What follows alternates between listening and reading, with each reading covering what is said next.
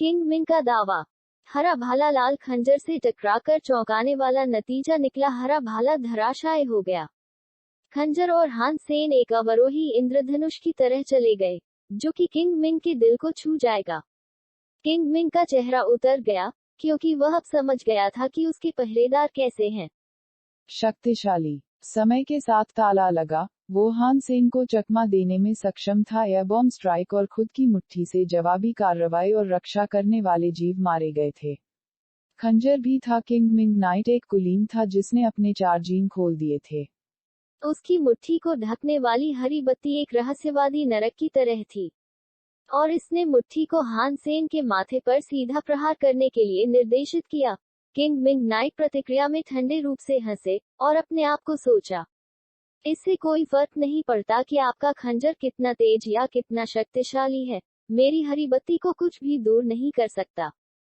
प्रकाश, वेदना। जब हरी बत्ती हान सेन के संपर्क में आई, तो ऐसा लगा जैसे कांच स्टील के खिलाफ फेंका जा रहा हो।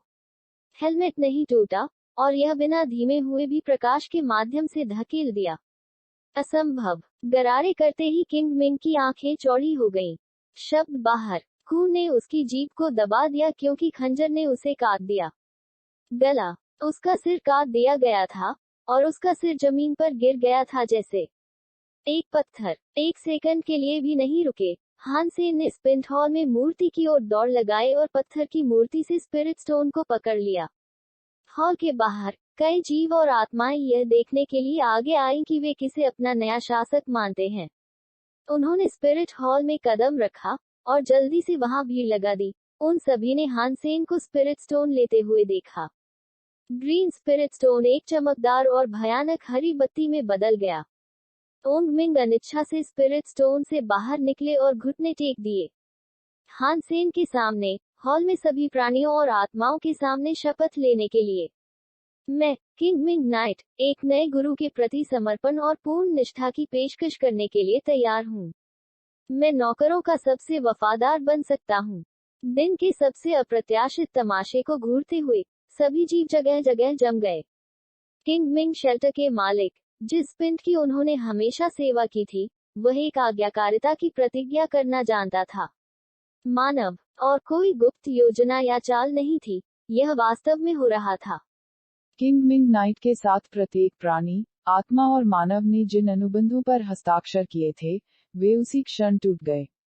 वे सभी स्वतंत्र थे। उस पर दावा किया गया था, और उसने जो निशान दिए थे वे सब गायब हो गए। क्वलांसी, बाहर की तरफ, चूमिंग और गाइडिंग ग्रोलथ थॉम फॉरेस्ट ला रही थी। जब उसे लगा कि निशान टूट गया है, तो वह खुशी से झूम उठी। उसने किया। क्वलानई ने आने वाले आंसुओं को पोंछ दिया। न सिर्फ क्या वो हान सेन की जीत से खुश थी और उसने बदला लिया था, उसने अपनी स्वतंत्रता को पुनः प्राप्त करके खुश थी। स्पिरिट हॉल में, हान सेन किंग मिंग नाइट के साथ आगे बढ़ा।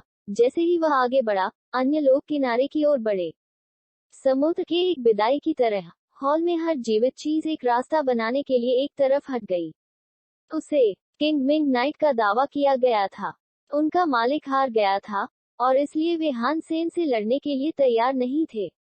हान सेन, किंग मिंग शेल्टर से बाहर निकलने के बाद, डेली नहीं था।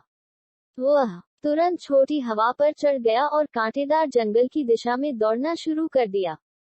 जिस क्षण हान सेन ने किंग मिंग नाइट पर दावा किया, एक स्पिरिट ने एक शब्द भेजा जो हुआ था उस पर थॉर्न शेल्टर के लिए। एक मानव ने किंग मिंग नाइट का दावा किया है, और एक प्रतिज्ञा थी, शपथ ली। थॉर्न शेल्टर के अंदर, एक ठंडी दिखने वाली महिला आत्मा डूब गई।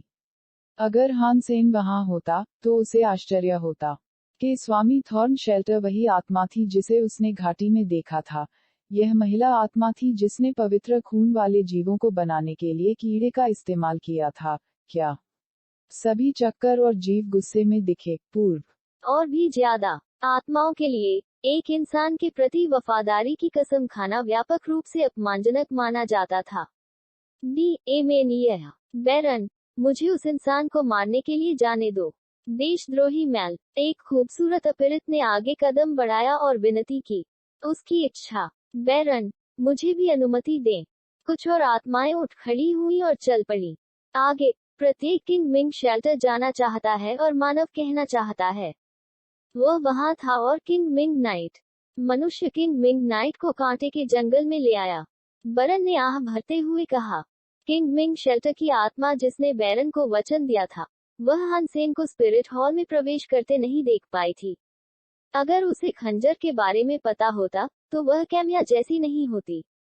शांत बैरन, मैं जंगल में जाऊंगा और स्लेस्पिंट ने कहा। उन्हें सुंदर अन्य आत्माएं झिझकती हैं, जैसे कि कुछ दुष्ट और रहस्यवादी कांटेदार जंगल की उलझी हुई गंधदार पहुंच में दुबके हुए हैं। यहाँ तक सांस लेने के लिए स्पिरिट स्टोन्स के साथ इस बात की कोई गारंटी नहीं थी कि ऐसे उपकरण काम करेंगे यदि वे अंधेरे में नष्ट हो जाते हैं जो उन लकड़ियों को ढकते हैं।